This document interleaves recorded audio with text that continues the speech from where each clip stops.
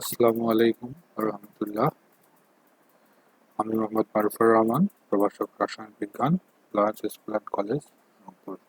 আজকে আমরা পরিবেশ রসায়নের উপর তৃতীয় লেকচার এটা নিয়ে কথা বলবো। আমরা এর আগে গ্যাসের সূত্রগুলো পড়ছিলাম, বয়লের সূত্র, চার্চের সূত্র, সমন্বয় সূত্র, এগুলো নিয়ে আলোচনা করছি। আজকে আমরা প্রথমে যেটা নিয়ে আলোচনা করব সেটা হচ্ছে গাণিতিক এককের পরিবর্তন। দেখো, আমাদের অঙ্ক করতে প্রায় একক গুলান লাগে, যেমন তাপমাত্রা ভিত্তিক একক, চাপ ভিত্তিক একক, আয়তন ভিত্তিক একক। এই এককগুলো নিয়ে প্রথমে আমি কথা বলবো। দেখো, তাপমাত্রা ভিত্তিক গাণিতিক একক সেটা তিন রকম হয়। একটা হচ্ছে ডিগ্রি সেলসিয়াস বা সেন্টিগ্রেড স্কেলে বলা হয় কি ডিগ্রি সেলসিয়াস, এভাবে দেখানো হয়। কেলভিন স্কেলে বলা হয় কেলভিন আর অ্যাবসোলিউট বা পরম, কে বড় হাতের কে দিয়ে দেখানো হয়। মনে রাখবা, কেলভিন স্কেলে ডিগ্রি সাইনের কোনো প্রকাশ নেই বা ব্যবহার নেই। আর ফারেনহাইট স্কেলে একে ডিগ্রি ফারেনহাইট বলা হয়। ডিগ্রি ফারেনহাইট, বড় হাতের এফ আর সামনে ডিগ্রি চিহ্ন থাকবে। এই তিনটি দিয়ে মূলত তাপমাত্রা প্রকাশ করে। আমরা এখন এর সম্পর্কটা দেখব একটু। দেখো, বলা হয় যে 0 degree Celsius equal to 273.115 kelvin. 273.15 kelvin equal to 32 degree Fahrenheit. Okay, তাহলে 100 ডিগ্রি সেলসিয়াস কত হবে? এই 273-এর সাথে 100 যোগ, এই 32-এর সাথে 100 যোগ, তাহলে 100 ডিগ্রি সেলসিয়াস সমান সমান সমান হবে 373.15 kelvin equal to 212 degree Fahrenheit. আর এইভাবেই যদি আমরা 0 ডিগ্রি সেলসিয়াস, তাহলে 273 যোগ 0 এত কেলভিন। 27 ডিগ্রি সেলসিয়াস, 273 যোগ 27 300 কেলভিন। মনে রাখবো, সবসময় ম্যাথে ডিগ্রি সেলসিয়াস দিয়ে বেশিরভাগ সময় থাকে, আমাদেরকে ক্যালভিনে ট্রান্সফার করে নিয়ে অঙ্ক করতে হয়। এই জন্য আমি এই ফরমেশনটা শিখাই দিলাম। আবার ধরো, যদি ক্যালভিনে থেকে ডিগ্রি সেলসিয়াস আনতে হয়, তাহলে 400 কেলভিন কি করতে হবে? 400 থেকে 273 বিয়োগ করে দিতে হবে, করলে 127 ডিগ্রি সেলসিয়াস। আশা করি বুঝতে পারছো। এরপর আসা যাক চাপ ভিত্তিক এককে। চাপ ভিত্তিক একক মূলত চারভাবে বের করা যায়। প্রথমটা হচ্ছে অ্যাটমসফিয়ার একক, এটিএম বলা হয়। তারপর প্যাসকেল, তারপর টর আর বার। তোমাদের জন্য ইম্পর্টেন্ট হচ্ছে অ্যাটমসফিয়ার আর প্যাসকেল। অ্যাটমসফিয়ারের সংজ্ঞাটা অনেক সময় পরীক্ষা আসে। সমুদ্রপৃষ্ঠে 45 ডিগ্রি অক্ষাংশে 0 ডিগ্রি সেলসিয়াস বা 273 কেলভিন তাপমাত্রায় প্রমাণ অভিকর্ষ স্তরণে ৭৭ সেন্টিমিটার পারদস্তম্ভের চাপকে 1 অ্যাটমসফিয়ার বা 1 ATM বলা হয়। তাহলে উচ্চতা কত হবে? ৭৭ সেন্টিমিটার। কার উচ্চতা? পারদস্তম্ভের উচ্চতা। ঠিক আছে, কত তাপমাত্রা? 273 ডিগ্রি সেলসিয়াস তাপমাত্রা। অভিকর্ষ স্তরণ আদর্শ মান, যেটা প্রমাণ মান 9.81 বা 980.6 সেন্টিমিটার স্কয়ার, যেটা এটা বলছে যে এত তাপমাত্রা মানে 0 ডিগ্রি সেলসিয়াস তাপমাত্রায় অভিকর্ষ স্তরণ, আদর্শ অভিকর্ষ স্তরণে যদি ৭০ সেন্টিমিটার একটা পারদস্তম্ভ যে পরিমাণ চাপ দিবে, তাকে বলা হবে 1 অ্যাটমসফিয়ার চাপ। এখন দেখো, আমরা চাপ পি ইকুয়াল টু কি জানি? এইচ ডিজি, উচ্চতা, ঘনত্ব, অভিকর্ষ স্তরণ। এই তিনটা গুণ করলে আমরা চাপ পাই। এখানে উচ্চতা এইচ কত? এই যে ৭৬ সেন্টিমিটার। আমরা জানি যে 0 ডিগ্রি সেলসিয়াস তাপমাত্রা বিশুদ্ধ পারদের ঘনত্ব হচ্ছে 13.6 গ্রাম পার সেন্টিমিটার কিউব। গ্রাম পার সেন্টিমিটার কিউব। আর অভিকর্ষ স্তরণের মান 980.6 সেন্টিমিটার পার সেকেন্ড স্কোয়ার। আমরা সবগুলো সেন্টিমিটার স্কেলে নিয়ে আসছি। ওকে, তাহলে আমরা যদি গুণ করি সবগুলোকে, তাহলে 1 অ্যাটমসফিয়ার চাপ বের করতে 76 পি, রো বা ডি হচ্ছে 13.6 আর জি হচ্ছে 960। সবগুলো গুণ করলে পাবো 1013548 gram per centimetre per second square. এটা গুণ করে দেখবা তোমরা। এটাকে gram per centimetre square per second square করা যায় কিভাবে? এর পরের লাইনটা কিভাবে আসলো? প্রশ্ন হচ্ছে এইটা। দেখো, সেন্টিমিটার আর সেন্টিমিটার স্কোয়ার, এই দুটো কাটাকাটি করলে 5 সেন্টিমিটার হয় না? এটাই করছে, খুব সিম্পল জিনিস। কারণ কি, আমরা নতুন একটা একক তৈরি করবো, ডায়ান। ডায়ান হচ্ছে gram per centimetre, gram centimetre per second square. দেখো gram centimetre per second square, তাহলে কি হলো, ডায়ান পার সেন্টিমিটার স্কোয়ার থাকলো শুধু। আর একবার দেখো, gram centimetre, gram centimetre per second square equal two হচ্ছে ডায়ান, আর এখানে শুধু থাকলো সেন্টিমিটার স্কোয়ার, তো ডায়ান পার সেন্টিমিটার স্কোয়ার। তাহলে আমরা এভাবে করে ডায়ান পার সেন্টিমিটার স্কোয়ার লিখতে পারি। আবার 1 নিউটন সমান সমান 10⁵ ডায়ান, তাহলে ডায়ান পার সেন্টিমিটার স্কোয়ার থেকে নিউটন পার মিটার স্কোয়ার আমরা ট্রান্সফার করতে পারি 10⁻⁵ দিয়ে, 10⁻+5 দিয়ে গুণ করে। এই ইকুয়েশনটা তোমার খুবই ইম্পর্টেন্ট, এটা তোমার লাগবে পরবর্তীতে যখন আর এর মান বের করতে যাব, আর বলতে সার্বজনীন গ্যাস ধ্রুবকের মান, তখন এটা খুবই প্রয়োজন পড়বে। ঠিক আছে, তো এটা একটু ভালো করে বাসা প্র্যাকটিস করবো। আমরা 1 newton per metre square equal to 1 pascal, 1 newton per metre square equal to 1 pascal. তাহলে আমরা অ্যাটমসফিয়ার থেকে প্যাসকেল শিখলাম। বার আর প্লটটা অত ইম্পর্টেন্ট না, এটাই বেশি ইম্পর্টেন্ট। সো অ্যাটমসফিয়ার থেকে কীভাবে প্যাসকেলে আসা যায়, 1 newton per metre square equal to 1 pascal. তার মানে এটা 1 atmosphere চাপ equal to 1.0135548 into 10⁵ newton per metre square বা 1 প্যাসকেল। ওকে, এরপর যাক আয়তন। আয়তনগুলো আমরা ছোট থেকেই পড়ে আসতেছি। আয়তন একক মিলিলিটার, লিটার, কিলোলিটার। ঠিক আছে, এখানে মেগালিটার ইউজ করছে একটা। দেখো শুধু একটা জিনিস তোমাদেরকে এখানে দেখাই দিই, সেটা হচ্ছে যে 1 litre equal to 1000 CM cube, আর 1 millilitre equal to 1 CM cube. এটা অনেক সময় আমরা ভুল করি, 1 millilitre equal to 1 CM cube. তাহলে 1 litre equal to 1000 ml, 1 litre equal to 1000 CM cube হবে। এভাবে করে এগুলো একটু দেখে নেবা। এই ছিল 3 রকম আয়তন, তাপমাত্রা, চাপ আর আয়তনের এককগুলার পরিবর্তন আমরা একটু শিখলাম। এবার আসা যাক আদর্শ গ্যাসের সমীকরণ। আমার তো এটা ছোট হয়ে গেছে, বড় তো হোক। দেখো 3টা সমীকরণ আমরা জানি। একটা হচ্ছে বয়েলের সূত্র, যেখানে বলা হয় ভি সমানুপাতিক 1/p, যেখানে টি কনস্ট্যান্ট, টি এবং এন কনস্ট্যান্ট, তাপমাত্রা এবং মোল সংখ্যা স্থির, ভি সমানুপাতিক 1/p। চার্লসের সূত্র, ভি সমানুপাতিক টি, যেখানে মোল সংখ্যা এবং চাপ স্থির। অ্যাভোগাড্রোর সূত্র, ভি সমানুপাতিক এন, যেখানে চাপ এবং তাপমাত্রা স্থির। এই তিনটাকে একসাথে করলে আমরা পাই ভি সমানুপাতিক NT/P।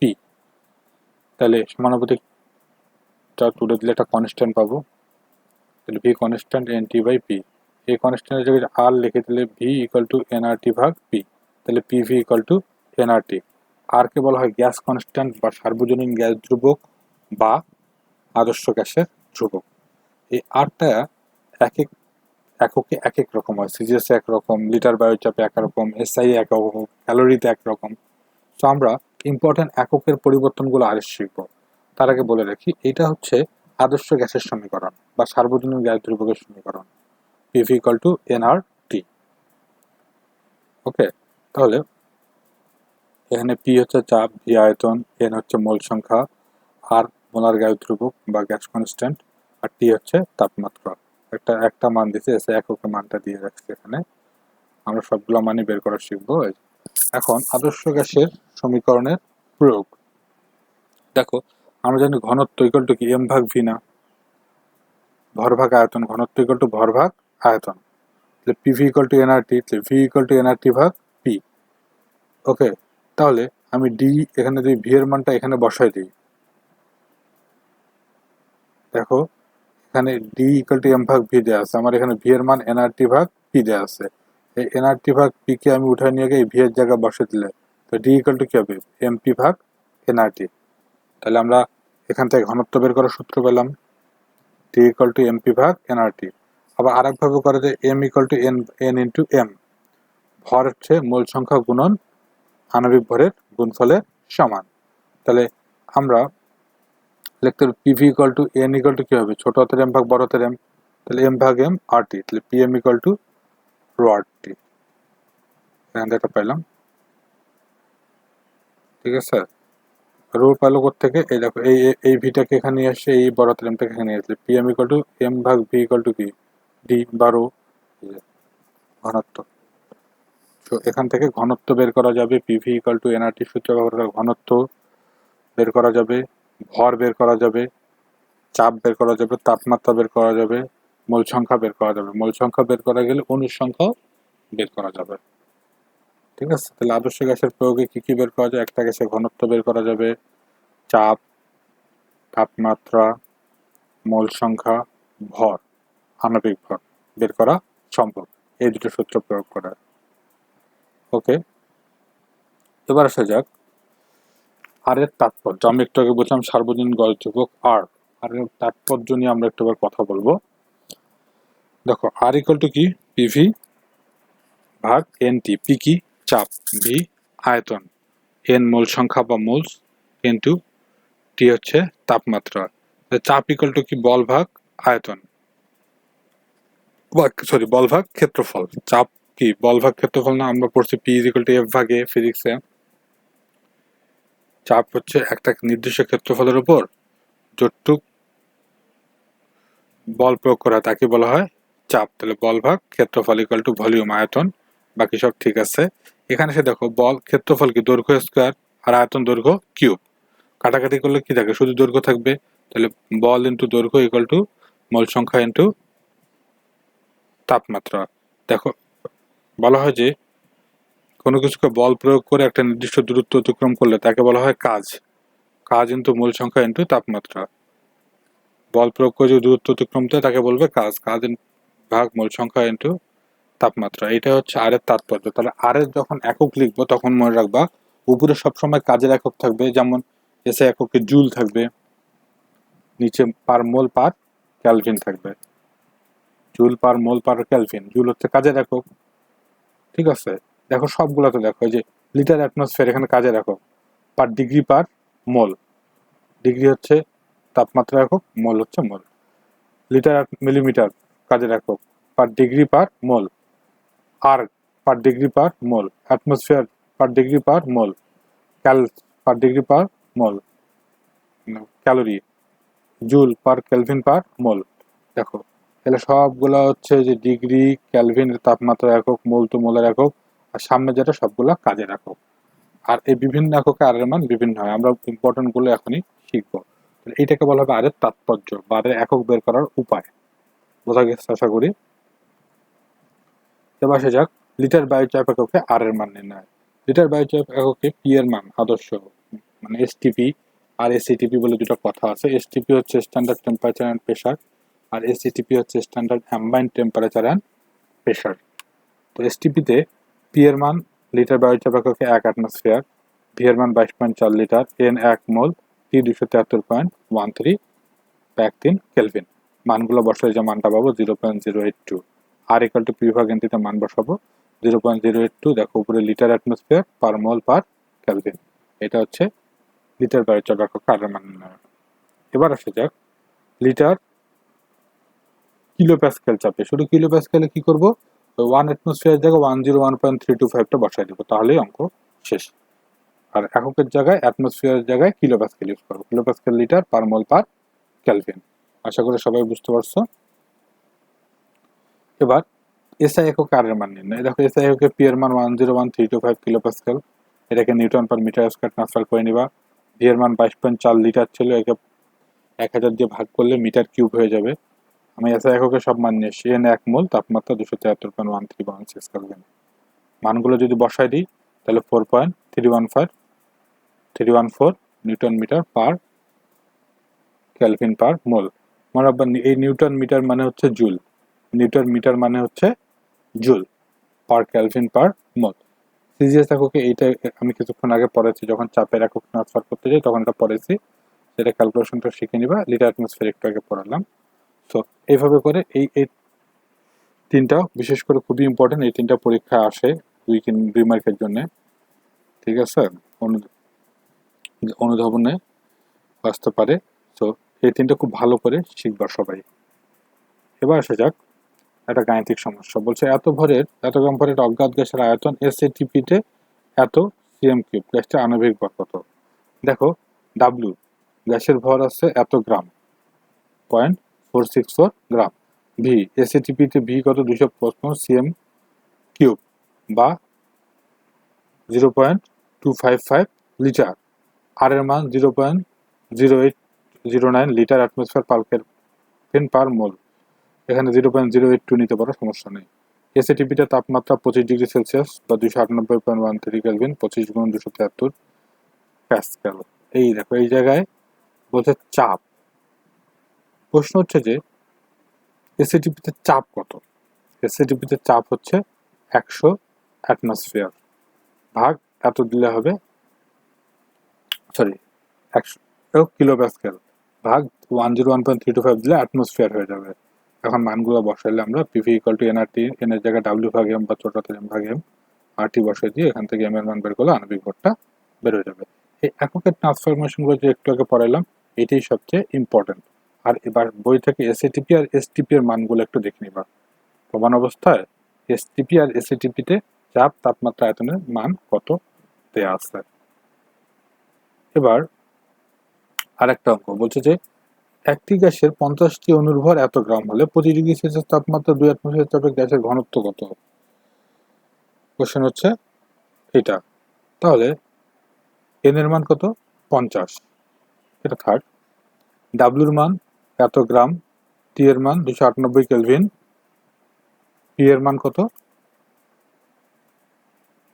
পি এর মান 2 অ্যাটমসফিয়ার। এটা 2 অ্যাটমসফিয়ারকে যদি কিলো প্যাসকেল করতে চাই তাহলে কত? 101.325 দিয়ে গুণ করতে হবে, এত কিলো। এখান থেকে আমরা ঘনত্ব বের করে ফেললাম, এত KG per metre. PV equal to NRT সূত্র ব্যবহার করে, ডি ইকুয়াল টু পিএম ভাগ আরটি এই সূত্র দিয়ে। তাহলে এন ইকুয়াল টু এন ভাগ এনএ। বড় হাতের এন কি? কতটি অণু আছে, আর এন এ হচ্ছে অ্যাভোগাড্রোর সংখ্যা, বা ডাব্লিউ ভাগ এম ইউজ করতে পারো। আমরা এটা দিলে ডাইরেক্ট আমার মোল সংখ্যা বেড়ে যাবে। এটা হচ্ছে শর্টকাট সূত্র। এই সূত্রটা শর্টকাট সূত্র। আমি এটা সূত্র তোমাদেরকে আগেও ক্লাসে শিখাইছিলাম, তোমাদের হয়তো মনে আছে যে মোল সংখ্যা ইকুয়াল টু, একবারই বের করার উপায় হচ্ছে উপরে অণুর সংখ্যা ভাগ অ্যাভোগাড্রোর সংখ্যা। ঠিক আছে, এটা দিয়ে ডাইরেক্ট করা যায়। এখন আদর্শ গ্যাস কি? যে গ্যাস বা যে গ্যাসগুলো পিভি ইকুয়াল টু এনআর2 মানে আদর্শ গ্যাসের সমীকরণ মেনে চলে, তাদেরকে বলা হয় আদর্শ গ্যাস। দেখো যে পিভি, আমরা বয়লের সূত্রে দেখলাম পিভি বনাম পি এর গ্রাফ কেমন, এক্স অক্ষের সরল রেখায়। এই গ্রাফটা যে মেনে চলবে সে হচ্ছে আদর্শ গ্যাস। আবার উল্টা দিকে বাস্তব গ্যাস কি? যারা এই সূত্রগুলো পিভি ইকুয়াল টু এনআরটি সূত্র মানে না। দেখো এই আদর্শ গ্যাসগুলো কি হচ্ছে? বেঁকে যাচ্ছে, উপরের দিকে যাচ্ছে চলে, এটা মানে না। তাহলে এটা আদর্শ গ্যাসের মতো আচরণ করবে না। এই জন্য এই পিভি আর পি এর গ্রাফটা সরল রেখা না হয়ে বেঁকে উপরের দিকে উঠে গেছে। এটা হচ্ছে বাস্তব গ্যাস। এখন আসা যাক আদর্শ গ্যাস ও বাস্তব গ্যাসের মধ্যে কিছু মেজর ডিফারেন্স। দেখো, বলা বাস্তব গ্যাস সমূহ পিভি ইকুয়াল টু এনআর সূত্র মেনে চলে না, তবে খুব নিম্ন চাপে, এটা মনে রাখবা, এটা অবজেক্টিভ আসে, নিম্ন চাপে এবং উচ্চ তাপমাত্রায় তারা গ্যাসীয় সূত্রগুলো ও পিভি ইকুয়াল টু এনআরটি সূত্র অল্পভাবে মানে। আর আদর্শ gas direct PV equal to NRT সূত্র মেনে চলে। প্রকৃতিতে সব গ্যাসই হলো বাস্তব গ্যাস। ঠিক আছে, প্রকৃতিতে আদর্শ গ্যাসের কোনো অস্তিত্ব নাই। বাস্তব গ্যাসের অণুগুলোর আয়তন পাত্রের আয়তনের তুলনায় নগণ্য ধরা হয় না, কিন্তু আদর্শ গ্যাসের ক্ষেত্রে বলা হয় যে এটা নগণ্য।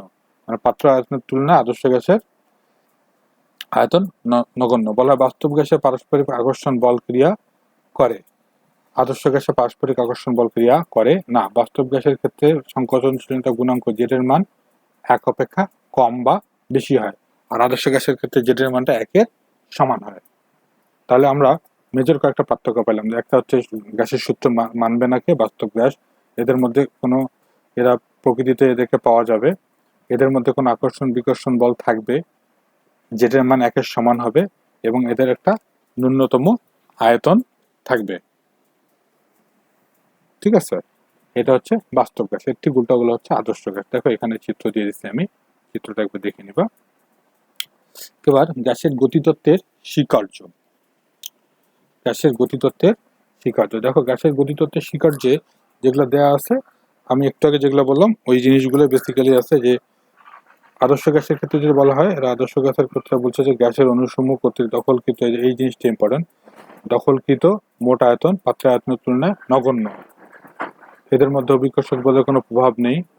বলা এদের সংঘর্ষের ফলে উপরে ও বিপরীতমুখী বল প্রয়োগ করে। অণুগুলো সংঘর্ষের সময় পরস্পর উপরে সমান ও বিপরীতমুখী বল ক্রিয়া করে। কোনো সময় নির্দিষ্ট সরলরেখা কিভাবে চলাচল করবে। এগুলো হচ্ছে কিছু বেসিক একদম গ্যাসের গতিতত্ত্বের স্বীকার্য। মোট 12টা আছে, আমি কয়েকটা ইম্পর্টেন্ট নিয়েছি আর কি। ঠিক আছে, এটা দেখে নিবা। আমরা এখন বাস্তব গ্যাস থেকে আদর্শ গ্যাসের বিচ্যুতি পড়ব। আমি বলছিলাম যে উচ্চ তাপমাত্রা নিম্ন চাপে করতে হবে। দেখো আদর্শ গ্যাসগুলো পিভি বনাম পি এর গ্রাফ যদি নিই আমি, তাহলে আদর্শ গ্যাসের ক্ষেত্রে গ্রাফটা হবে পি এর সমান্তরাল, আর বাস্তব গ্যাসগুলো প্রথমের দিকে নিচে নামবে, তারপর ধীরে ধীরে উপরের দিকে উঠে যাবে। ওকে, এখানে যদি আসি আমি গ্যাস নিই, তাহলে আমার এই স্ট্রেট লাইনটা হচ্ছে আমার আদর্শ গ্যাস। আর মৌলিক গ্যাসগুলা যেমন হাইড্রোজেন, হিলিয়াম, ঠিক আছে, এদের ক্ষেত্রে এটা একদম পিভি রেখা থেকে সরাসরি সরলরেখা হবে। আর যৌগ gas carbon dioxide, carbon monoxide, nitrogen dioxide এরা প্রথমের দিকে কমবে, একটা নির্দিষ্ট বিন্দু পর্যন্ত কমে তারপর আবার উপরে উঠে যাবে। ঠিক আছে, যে বিন্দুতে গিয়ে আটকাবে এটা সংকট তাপমাত্রার বিন্দু। এটাকে বলা হয় বাস্তব গ্যাসের আদর্শ আচরণ থেকে বিচ্যুতি।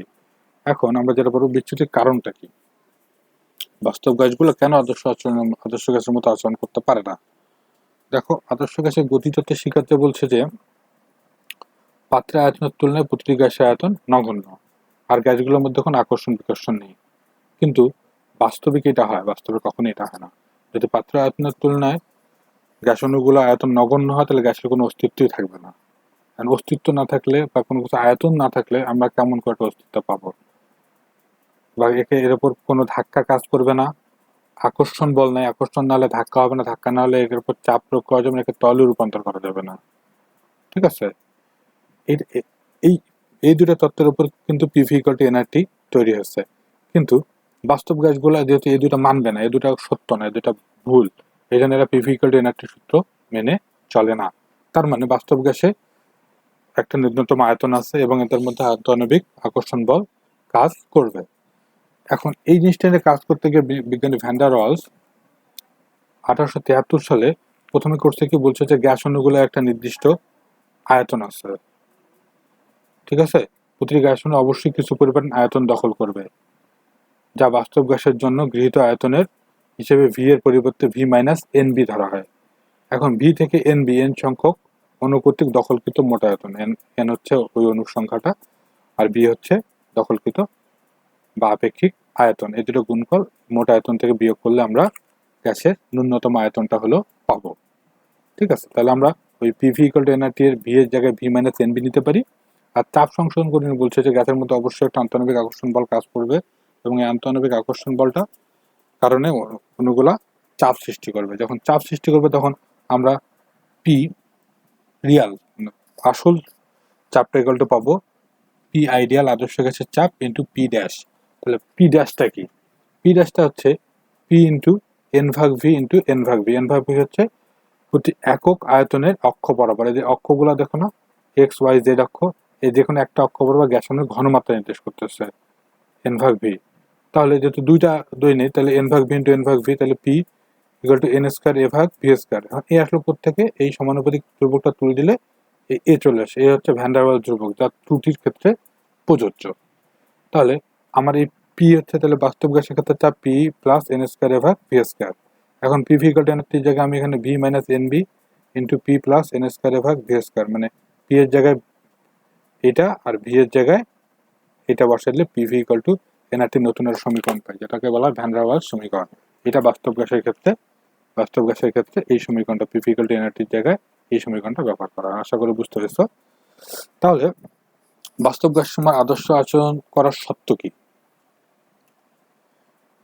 অতি নিম্ন চাপে করতে পারে কিংবা অতি উচ্চ তাপমাত্রায় করতে পারে, যখন এই দুইটার মান শূন্য হবে। একবার দেখে নিবা। এখন গ্যাসের গতিতত্ত্বের সমীকরণ থেকে আমরা একটা সমীকরণ পাবো, PV equal two 1/3 mc square, এটা মুখস্থ করবা। আর বর্গমূল গড় বর্গবেগ কি? নির্দিষ্ট তাপমাত্রায় কোনো পাত্রে উপস্থিত ধরো এন সংখ্যক অণু আছে, যার গতিবেগ হচ্ছে c1 c2 c3 dot dot dot cn।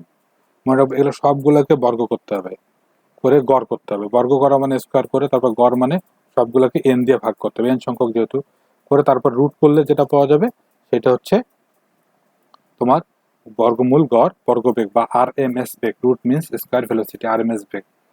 এটার শর্টকাট সূত্র হচ্ছে √3RT ভাগ এম, বা সূত্র হচ্ছে √3RT ভাগ M. C equal to √3RT ভাগ এম বলা হয়। এটা অঙ্ক দেখে নাও। 7 ডিগ্রি সেলসিয়াস তাপমাত্রায় অক্সিজেন অণুর সমূহের বর্গমূল গড় বর্গবেগ গণনা করো। টি ইকুয়াল টু কত? 300 কেলভিন। এটা 32 গ্রাম পার মোল দেওয়া আছে। এটাকে 1000 দিয়ে ইয়া করলে কেজি হয়ে যাবে। আর আর এর মান 8.314 বসাই দিয়ে ক্যালকুলেশন করলে এর গড় বর্গবেগ বা আরপিএস বেগ পাওয়া যাবে। আশা করি বুঝতে পেরেছো। এবার সংকোচনশীলতা গুণাঙ্ক একটু আগে আমরা বলছিলাম, এই সংকোচনশীলতা গুণাঙ্ক আদর্শ গ্যাসের ক্ষেত্রে এর মান 1 হয়, আর বাস্তব গ্যাসের ক্ষেত্রে 1-এর চেয়ে বেশি বা কম হয়। এটা কোথা থেকে আসে? দেখো, একটা সমীকরণ PV equal to Z nRT, Z equal to PV ভাগ এনআরটি। এই সমীকরণ যদি পিভি ইকুয়াল টু এনআরটি সমীকরণের সাথে তুলনা করি, তাহলে আমরা জেড ইকুয়াল টু ভি ভাগ ভি নট পাবো, বাস্তব গ্যাসের আয়তন ভাগ আদর্শ গ্যাসের আয়তন। এটা তুলনা করে পাবো। ঠিক আছে, তাহলে আমরা এই তুলনা থেকে আমরা একটা গুণাঙ্ক পাই বা একটা ইয়া পাই জেড। জেড হচ্ছে আমার সংকোচনশীলতা গুণাঙ্ক। কোনো কিছুর উপর কোনো গ্যাসকে চাপ প্রয়োগ করে তরলে রূপান্তরিত করতে গেলে এই সংকোচনশীলতা গুণাঙ্ক লাগে। এক্ষেত্রে আমার আদর্শ গ্যাসের গ্রাফ হচ্ছে এরকম। দেখো, আগে থেকে হাইড্রোজেন আর হিলিয়াম উপরের দিকে ছিল। দেখো, আমরা যখন যৌগিক গ্যাসগুলা মানে স্ট্রেট লাইন করছিলাম, এই কার্বন ডাইঅক্সাইড এভাবে উঠে চলে গেছে না, এভাবে উঠে চলে গেছে। অল্প করে কেটে নিয়ে ছুটি আগাটা রেখে তাহলে সরলরেখার মতো দেখা যাবে। আর আদর্শ গ্যাসটা পি অক্ষে সবসময় সমান্তরাল হবে। এটাই আর কি। এটাকে সংকোচনশীলতা গুণাঙ্কের গ্রাফ, বইয়ে দেয়া নেই। আচ্ছা, আমি এখানে অঙ্কগুলো করে দিচ্ছি, প্রয়োগমূলকের অঙ্ক করে দিচ্ছি। ঠিক আছে, এই অঙ্কগুলো দিয়ে সৃজনশীল হতে পারে।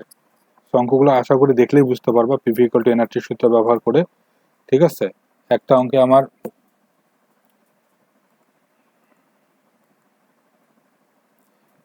আমার অক্সিজেনের ভর নির্ণয় করতে বলছে। ভর বলতে হচ্ছে ডাব্লিউ। তো এই ডাব্লিউ নির্ণয় করতে হবে। আরেকটা অঙ্কে আমার হাইড্রোজেনের জমা করা যাবে কিনা তুমি কি মনে করো, কতটুকু হাইড্রোজেন? এটাও ভরের অঙ্ক। তার মানে দুইটাতেই PV equal to NRT, N equal to W ভাগ এম, এটা বসা দিয়ে ডাব্লিউর মানটা বের করতে হবে। করে যদি তুলনা করা যায় তাহলেই বের হয়ে যাবে অঙ্ক। আশা করি তোমরা বুঝতে পারবা দেখলেই। একটা সৃজনশীল দিয়েছি, এটা করে সবাই অঙ্ক দুটা আর এটা করে সবাই একটু কষ্ট করে যেটা কাজটা করবো সেটা হচ্ছে আমাদের যে কলেজে হোয়াটসঅ্যাপ গ্রুপ আছে ওখানে এই সৃজনশীলটা সলভ করে অ্যান্সারটা লিখে দিবা। ঠিক আছে, আশা করি সবাই বুঝতে পারছো আজকের লেকচারটা। আর একটা কাজ সবাই করবা, সেটা হচ্ছে আমি এই লেকচারটা যাওয়ার পরে একটা কোশ্চেন দিব, ওপেন বুক এক্সাম টাইপ, আমি গ্রুপে লিখে দিব। তোমরা ওই কোশ্চেন ওয়াইজ সবাই পরীক্ষায় অংশগ্রহণ করবা। ধন্যবাদ সবাইকে। সবাই ভালো থাকো, সুস্থ থাকো, বাসা থাকো। আসসালামু আলাইকুম।